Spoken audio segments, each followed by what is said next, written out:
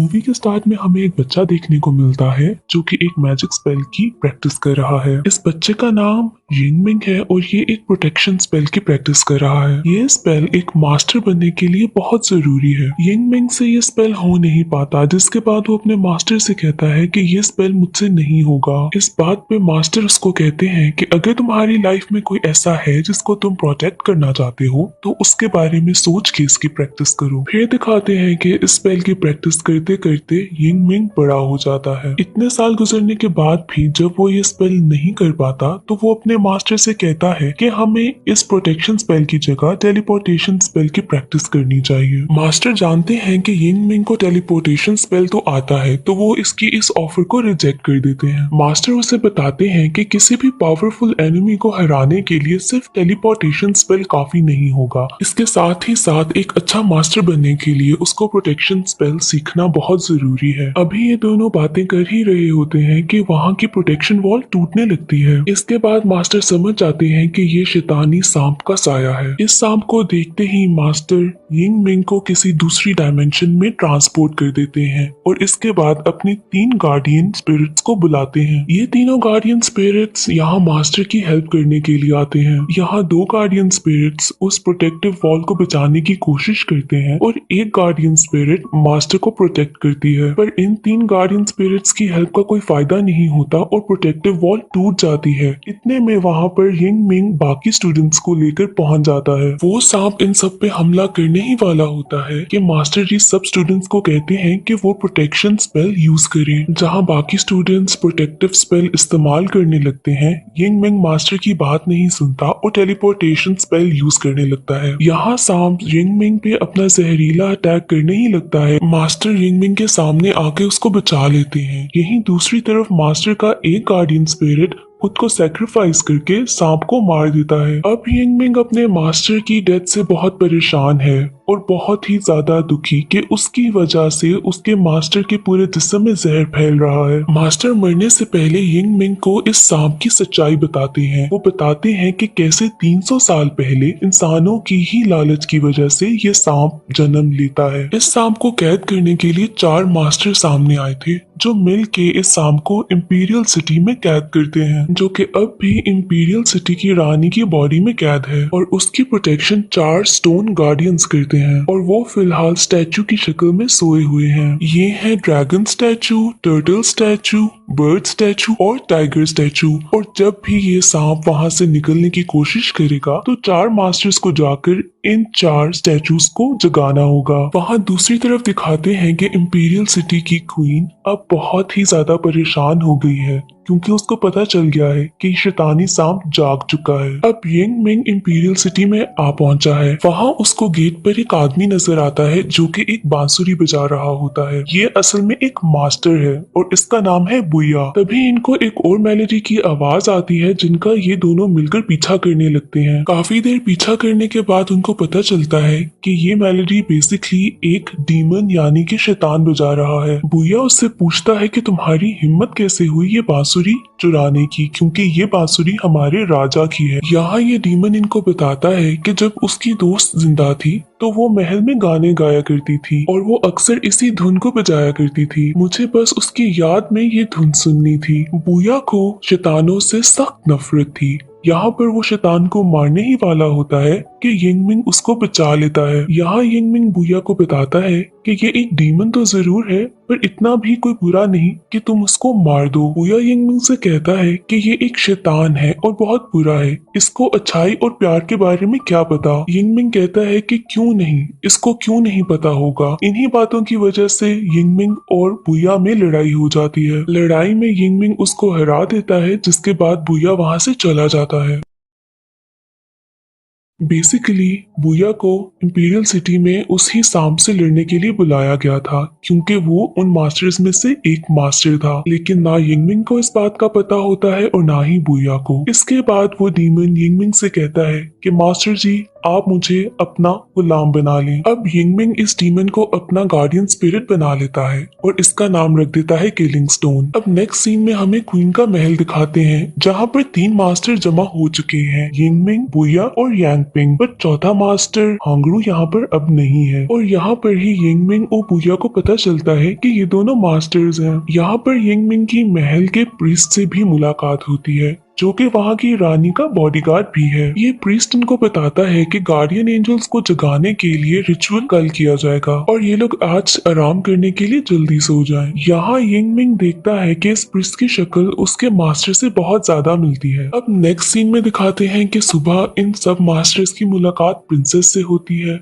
और इनको पता चलता है कि सफर के दौरान चौथे मास्टर हांगरू को किसी ने मार दिया है और अब ये मास्टर्स इस बात को डिस्कस करने के लिए रानी के पास जाते हैं। अब यहाँ पर रानी पर्दे में रहने वाली है, जो कि सिर्फ पर्दे के पीछे से ही ऑर्डर देती है। रानी यहाँ पर बहुत ही ज्यादा परेशान और गुस्से में आती है कि इतने ज्यादा इम्पोर्टेंट रिचुअल को करने से पहले ही किसने चौथे मास्टर को मार दिया। अब इसके बाद वो रानी सारे रिचुअल की जिम्मेदारी प्रिंसेस को दे देती है। वो साथ ही मास्टर हांगरू की मौत की इन्वेस्टिगेशन करने का ऑर्डर देती है और अपने महल के प्रीस्ट को कहती है कि वो फोर्थ मास्टर बन जाए। अब इसके बाद वो चारों मास्टर्स रिचुअल स्टार्ट कर देते हैं, जिसके दौरान ही प्रिंसेस के ऊपर कोई डीमन अटैक करता है। यहाँ पर यिंगमिंग प्रिंसेस को बचा लेता है और बुया उस डीमन की स्पिरिट से रिचुअल को कंप्लीट कर देता है। इसके बाद चारों गार्ड सोन्स जागने के लिए तैयार थे। अब यहाँ पर अचानक से आसमान का रंग बदलने लगता है। इस मौसम के बदलाव से यिंगमिंग और बुया समझ आते हैं कि किसी डीमन ने उन पे फिर से अटैक किया है। इसके बाद ये दोनों प्रिंसेस के रूम की तरफ भागते हैं, जहाँ पे वो लोग जाके देखते हैं कि प्रीस्ट मास्टर योंग ही से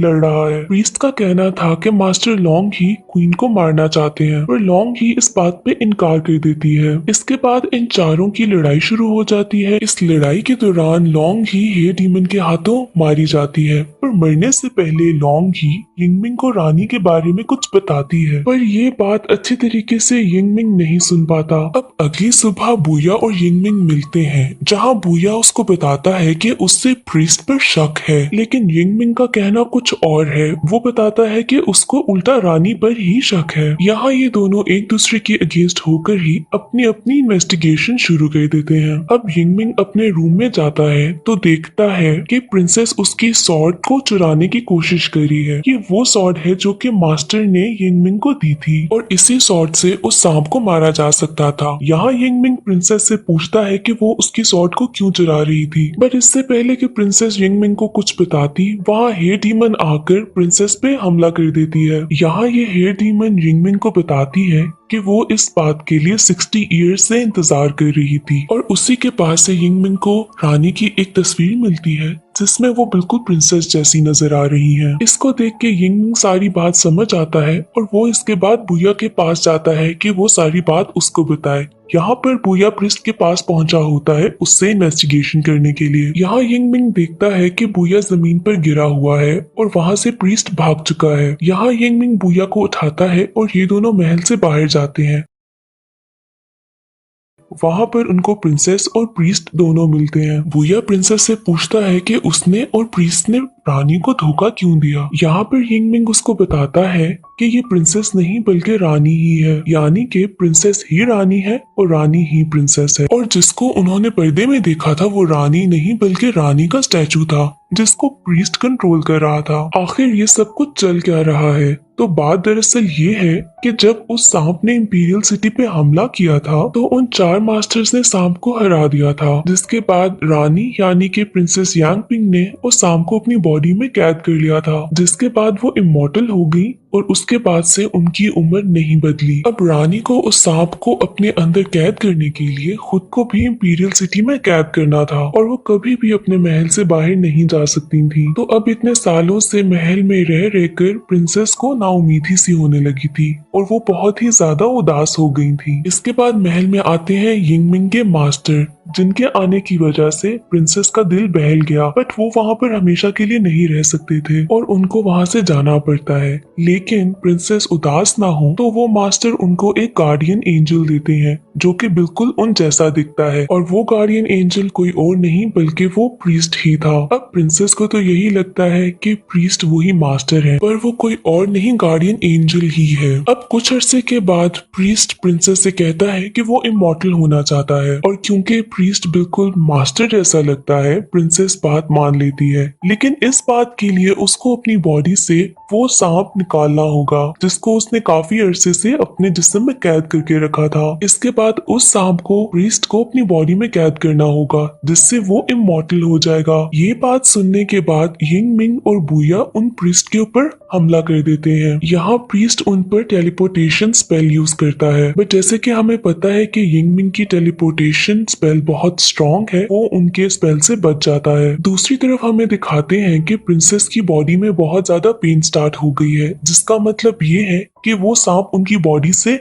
निकलने वाला है। अब सांप के निकलते ही प्रिंसेस मॉर्टल हो गई है। इसके बाद वो सांप प्रीस्ट की बॉडी में चला जाता है जिससे वो प्रीस्ट अब इमॉर्टल हो चुका है। देखते ही देखते प्रीस्ट एक बड़े जहरीले सांप में बदल जाता है और वो अब इंपीरियल सिटी को तबाह करने लगा है। इसके साथ ही साथ वो 4 गार्डियन स्टोन्स एक्टिवेट हो गए हैं, जिसके बाद वो अब पूरी इंपीरियल सिटी के बाहर एक प्रोटेक्टिव लेयर बनाने लगे हैं ताकि वो स्नेक वहां से बाहर ना निकल सके। पर यहाँ पर एक गार्डियन स्टोन एक्टिवेट नहीं होता जो कि एक बर्ड है। अब ये बर्ड इसलिए एक्टिवेट नहीं हुआ था क्योंकि रिचुअल के दौरान प्रीस्ट ने जानबूझ के उसको एक्टिवेट नहीं किया था। अब इसके बाद यिंग मिंग अपने 3 गार्डियन स्पिरिट्स को बुलाता है ताकि वो उनकी मदद कर सके। अब इनमें से एक गार्डियन स्पिरिट तो यिंग मिंग के सामने एक प्रोटेक्टिव वॉल बनाता है ताकि यिंग मिंग को कुछ ना हो और बाकी 2 उस सांप से लड़ने लगते हैं। अब यहाँ पर हमें बहुत ही ज्यादा हैवी फाइट देखने को मिलती है। जब सिचुएशन बहुत ही ज्यादा आउट ऑफ कंट्रोल होने लगती है तो यहाँ पर प्रीस्ट खुद सामने आता है ताकि वो खुद लड़ सके। यहाँ पर प्रीस्ट उन गार्डियन स्पिरिट्स को मार देता है। यहाँ पर बुया को डर होता है कि ये सांप कहीं इंपीरियल सिटी से बाहर ना निकल जाए। यहाँ पर दिखाते हैं कि वो प्रोटेक्टिव वॉल कंप्लीट हो चुकी है जिसने पूरी इंपीरियल सिटी को कवर कर लिया है। यहाँ पर बुया किसी न किसी तरीके से अपनी बॉडी से उस बर्ड स्टैचू को जगा लेता है और अब वो खुद वो बर्ड बन चुका है, जिसके बाद वो प्रीस्ट के पास जाता है और उनसे लड़ता है।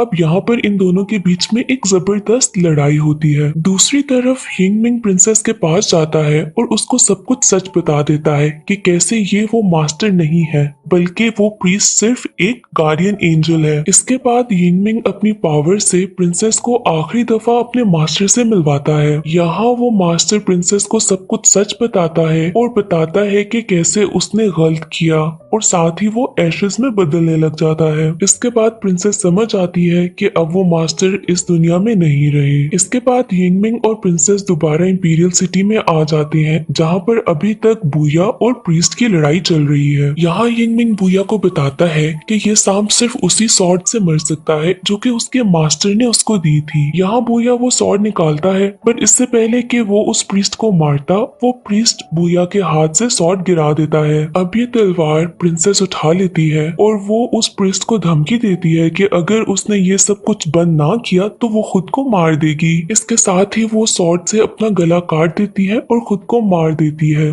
ये देखते ही प्रीस्ट बहुत ही ज्यादा टूट जाता है क्योंकि वो काफी अरसे से प्रिंसेस के साथ था और ये दोनों बहुत क्लोज हो चुके थे। अब इस बात का फायदा उठाते हुए बुया इस प्रीस्ट पे हमला करता है। यहाँ पर सांप के साथ साथ प्रीस्ट दोनों मर जाते हैं और इस तरह से प्रोटेक्शन वॉल खत्म होने लग जाती है और इसके साथ ही यहाँ पर मूवी भी एंड हो जाती है।